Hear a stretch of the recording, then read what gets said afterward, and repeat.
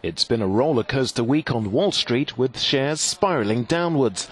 With US stocks set for their biggest weekly losses in at least 6 years, finance expert Jasper Lawler told Euronews Thursday's dramatic drop was the result of a short, sharp shock.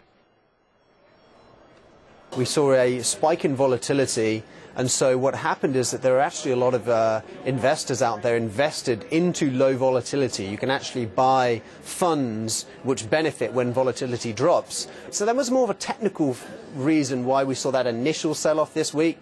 I think what we've morphed into now is actually more investors taking a more defensive approach to the market, just purely as a reaction to the sharp price drop that we've had. Lawler also believes the volatility in stocks may spread and lead central banks to lift interest rates as inflation fears gradually ease. In terms of where inflation historically has been, we're still at very low levels of inflation, but we're moving away from the period of very low inflation that we're used to, and we're gradually getting there. On Friday, Chinese shares lost 4% amid concerns over rising borrowing costs. But according to Lawler, European shares have largely escaped the slide as they haven't been exposed to overvaluation.